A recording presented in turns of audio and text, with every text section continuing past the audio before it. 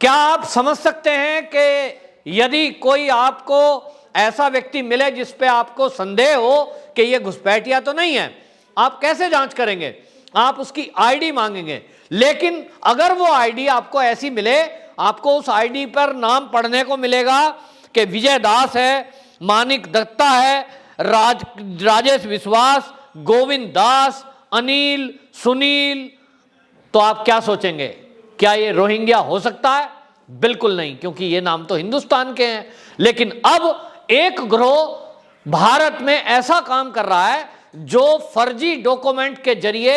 बांग्लादेशी और रोहिंग्याओं के घुसपैठ करने के तुरंत बाद उनके फर्जी आधार कार्ड बनाता है, उनके पैन कार्ड बनाता है, उनके राशन कार्ड बना देता है। और यहां तक कि उत्तर प्रदेश के एटीएस ने चौंकाने वाला खुलासा किया है कि अब ये गिरोह एक गैंग के तौर पर काम कर रहा है जो लोगों के फर्जी पासपोर्ट तक बना देता है। अब आप समझिए मामला कितना गंभीर हो चुका है कि जहां हमारे देश में सीएए लागू करके भारत सरकार ये चाहती है कि जो रोहिंग्या और बांग्लादेशी घुसपैठिए जिनकी संख्या एक अनुमान के तहत लगभग 3 करोड़ है, उनको उनके देश वापस डाला जाए या तो डिटेंशन सेंटर में रखा जाए। लेकिन अब ये हमारे देश की सुरक्षा के लिए इतनी एक चुनौती बन गए हैं क्योंकि इन्होंने अब ये ट्रेंड चेंज कर दिया कि अब ये हिंदू नाम रखने लगे हैं। ये जो घुसपैठिए हैं, अब जो इनका गिरोह है जिसका खुलासा उत्तर प्रदेश की एटीएस ने किया है, पहले भी गिरफ्तारी हुई है लेकिन अभी हाल ही में 9 लोगों को और गिरफ्तार किया गया है।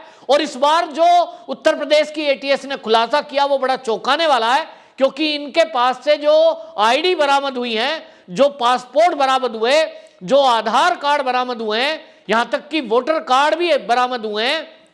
उसमें जो एड्रेस है वो पश्चिम बंगाल के हैं और इन्होंने नाम भी इसी तरह के रखे हैं जो पश्चिम बंगाल के नागरिकों के, स्पेशली हिंदुओं के नाम होते हैं। इन्होंने ये समझ लिया है घुसपैठियों ने कि यदि इनका मूल नाम रहा मुस्लिम नाम तो शायद इन पे कहीं शंका होगी, खोजबीन होगी, तो उत्तर प्रदेश की एटीएस जो कि इनको खंगालने में पूरे देश में लगी हुई है, आज नहीं तो कल इनको खंगाल लेगी। और इसलिए इन्होंने अपना रूप बदल लिया, उसके साथ ही अपना नाम बदल लिया और फर्राटेदार अंग्रेजी सीख ली। अगर प्रथम दृष्टया कोई व्यक्ति इनसे मिलता है, कोई पुलिस वाला इनसे मिलता है, तो ऐसा गिरोह पकड़ा गया है जो फर्राटेदार अंग्रेजी बोलकर पुलिस कर्मियों पर अपनी धाक जमाना चाहता है और उनको कहेगा मैं तो पश्चिम बंगाल का रहने वाला हूं, आई एम ए स्टूडेंट, मतलब उनको ऐसा बरगलाने की कोशिश करेगा। एक बार को तो पुलिस के अधिकारी भी भौंचक्के रह गए, उनको लगा शायद हमारी इंफॉर्मेशन तो गलत नहीं है। लेकिन उत्तर प्रदेश की पुलिस तो उत्तर प्रदेश की पुलिस है, योगी पुलिस है, और जैसे ही उन्होंने अपने तरीके से पूछताछ शुरू की तो राज उगलने लगे। और आपको बताएं, कानपुर से और लखनऊ से ये गिरफ्तारियां हुई हैं। ऐसे 9 लोगों को गिरफ्तार किया गया है जो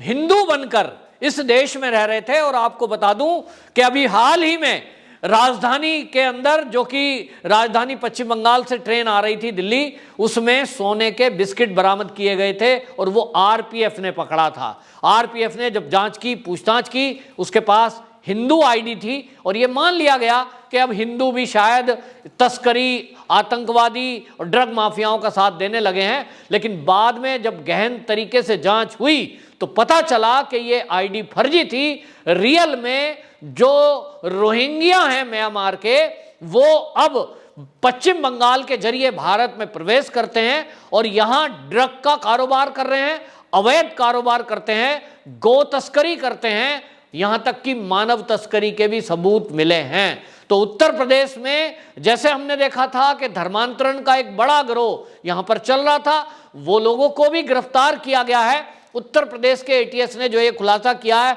इससे हम सबको सतर्क रहने की जरूरत है। और आप देखें कि जो भी ये लोग हैं इस तरह के फर्जी आईडी वाले, अब नाम तो हिंदू रख लेंगे, लेकिन इनको जब पुलिस ने पकड़ा और पूछा गायत्री मंत्र सुनाओ, जय श्री राम बोलो और बताइए अयोध्या में राम जी के भाई कौन थे, कुछ प्रश्नों के उत्तर ये नहीं दे पाए जो कि आमतौर पे हिंदुओं को पता होता है। और इसी तरह से इनको खंगाल लिया गया। और उत्तर प्रदेश की जो पुलिस है वो पूरे देश में उन्होंने जाल फैलाया हुआ है और तय किया हुआ है कि एक एक बांग्लादेशी को, एक एक रोहिंग्या को खोज खोज कर जेल की सलाखों के पीछे डाला जाएगा। लेकिन उत्तर प्रदेश एटीएस के इस खुलासे से केंद्रीय जांच एजेंसी भौचक्का रह गई है, क्योंकि मामला अब पासपोर्ट तक पहुंच गया है और फर्जी पासपोर्ट के जरिए ये भी तथ्य सामने आए हैं कि इन्होंने रोहिंग्या और बांग्लादेशी घुसपैठियों को पहले भारत में प्रवेश कराया, फिर यहां उनको कुछ जो यहां नेक्सस बैठे हुए हैं, उनके मददगार बैठे हुए हैं, पश्चिम बंगाल के अंदर उनकी मदद की गई, उनका उद्योग स्थापित करा गया। और उद्योग क्या करना है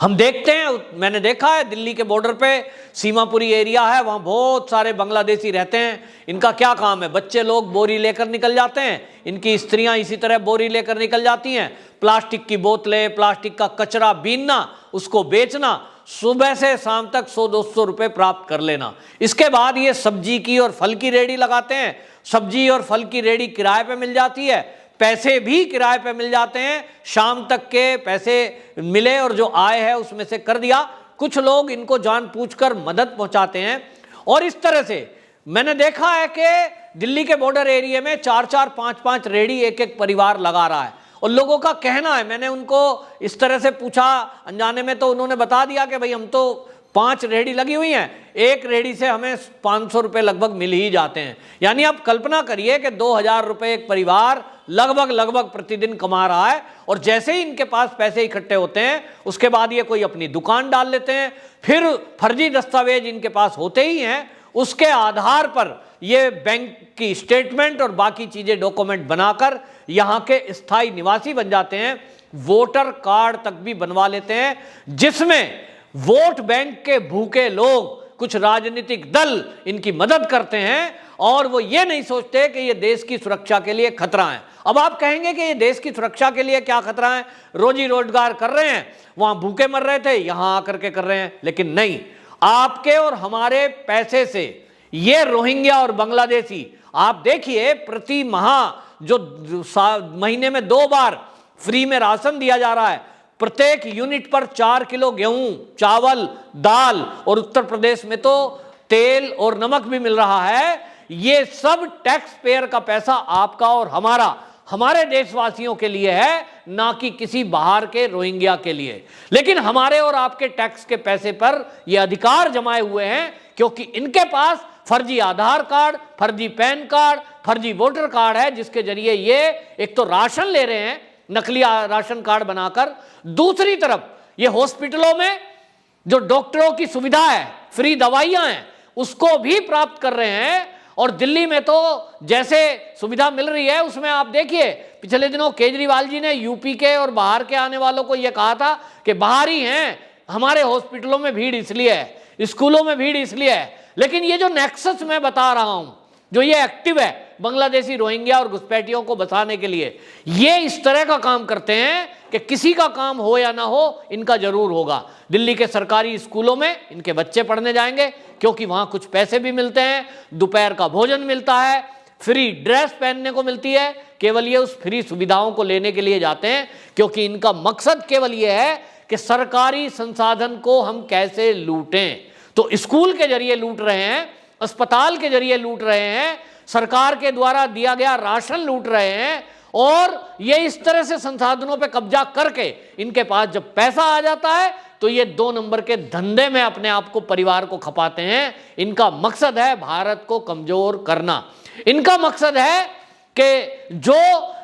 विदेश में बैठी हुई ताकतें हैं, चीन और पाकिस्तान, उनकी किस तरह से मदद करें। हमने पिछले दिनों देखा है नागालैंड के अंदर किस तरह से आर्मी के ऊपर हमला किया गया, उनको गोली चलाने के लिए मजबूर किया गया। हमने देखा है कि जब यहां सीए का विरोध हो रहा था दिल्ली के अंदर, शाहीन बाग बना, शाहीन बाग में इन्हीं के परिवारों की महिलाएं पूरे दिन वहां 500 रुपए पर डे प्राप्त करने के लिए बैठी रहती थी, क्योंकि इनके पास और कोई काम नहीं है। पहले कूड़ा बीनकर 500 रुपए लाते थे, वहां बिरयानी खाने को मिल रही है, दिन में 5 बार चाय पीने को मिल रही है, और अच्छे कपड़े पहनने को मिल रहे हैं, 500 का नोट शाम को मिल रहा है। और इसी तरह से यह आंदोलन खड़ा किया गया देश की सरकार को अस्थिर करने के लिए। ये साजिशों का खुलासा हुआ है कि ये जो रोहिंग्या और बांग्लादेशी हैं, किस तरह से इनका टारगेट है कि किसी तरह से इस देश की सरकार को अस्थिर करें, सरकार के जो संसाधन हैं उस पर कब्जा करें, आर्थिक स्थिति को बर्बाद करें। और जो देश में यहां बैठे हुए रोजगार की बात करते हैं लोग, ये युवा लोग कहते हैं हमें रोजगार नहीं है, अगर 3 करोड़ रोहिंग्या और बांग्लादेशी यहां भारत में घुसपैठ करके बैठा है और हमारे संसाधनों पे कब्जा किया हुआ है, नौकरियां भी वो प्राप्त कर रहे हैं फर्जी दस्तावेजों पे। अभी पिछले ही दिनों कोच्चि में जो शिपयार्ड है वहां से एक बांग्लादेशी को पकड़ा गया जो फर्जी दस्तावेजों के आधार पर नौकरी भी प्राप्त कर चुका था। अब आप समझिए, शिपयार्ड में नौकरी कर रहा है और जितने दस्तावेज जमा किए वो फर्जी थे, एड्रेस पश्चिम बंगाल का था, वास्तव में वो व्यक्ति रोहिंग्या था। ये बहुत ही खतरनाक है और अब सेना और पुलिस में इन लोगों ने घुसपैठ तो नहीं कर ली है, हमारी सुरक्षा एजेंसियां इसको खंगालने में लगी हुई हैं। यदि ऐसा हुआ होगा तो कितना गंभीर हो सकता है कि यदि कोई पुलिस में या सेना में इस तरह से फर्जी दस्तावेजों से भर्ती हो गया, जिसने कि अब तो नाम भी हिंदू रख लिया है, तो ये बहुत भयंकर है। और इसीलिए ये जो उत्तर प्रदेश की एटीएस है इस मामले को पूरे को गंभीरता से ले रही है और मैं तो कहता हूं कि उत्तर प्रदेश की एटीएस को इनाम दिया जाना चाहिए। मैं उनको सैल्यूट करता हूं कि किस तरह की इंटेलिजेंस उनके पास है कि उन्होंने अपना नाम छुपाकर हिंदू नाम जिन लोगों ने रख लिया उनको भी खोज निकाला। ऐसा काम सीबीआई या एनसीबी या एनआईए से उम्मीद करते हैं कि उनके पास इस तरह के इनपुट्स होते हैं, उनके पास इतने स्रोत होते हैं, लेकिन उत्तर प्रदेश की एटीएस ने जो करके दिखाया है और बांग्लादेशी और रोहिंग्या जो गिरोह है उसका भांडाफोड़ किया है, लगातार गिरफ्तारियां हो रही हैं, धर्मांतरण करने वालों को उत्तर प्रदेश में पकड़ा जा रहा है। इसी तरह अभी आपको बताएं, विपिन रावत जी को लेकर जिस तरह की पोस्टें लोगों ने हाहा इमोजी के साथ की थी, अब फिर से एयरफोर्स के जाबाज जो दिवंगत हुए हैं उनको लेकर भी इस तरह की पोस्ट की गई है। उत्तर प्रदेश की पुलिस तत्काल उनके खिलाफ कार्रवाई कर रही है जो देश विरोधी एक्टिविटी में लगे हुए हैं या जो इस तरह की हरकत कर रहे हैं जिससे लोगों की भावना आहत हो। तो बहुत बड़ा एक ये चैलेंज हमारे देश के ऊपर आया है। हम सबको इससे सतर्क रहना पड़ेगा, हमारे आसपास की गतिविधियों पर ध्यान रखना पड़ेगा और जो भी कोई मिलेगा, कुछ लोग जो मेरे कुछ मित्र हैं जो सुरक्षा एजेंसी जांच एजेंसियों में, वो कहते हैं भाई इनका पता लगाना तो बहुत मुश्किल है, लेकिन हमारी जो सनातन संस्कृति है कुछ निशानियां हैं, देखते हैं हमें उस तरीके से अपनानी पड़ेंगी ताकि इन लोगों को अलग से पहचाना जा सके। हमें भी सरकार का और जांच एजेंसियों का, उत्तर प्रदेश की एटीएस का, पुलिस का सहयोग करना चाहिए। कोई भी हमें ऐसी एक्टिविटी दिखाई दे, कोई भी संदिग्ध व्यक्ति ऐसा दिखाई दे, उसकी जानकारी तत्काल पुलिस को दे ताकि इन देश विरोधियों के खिलाफ कार्रवाई हो सके।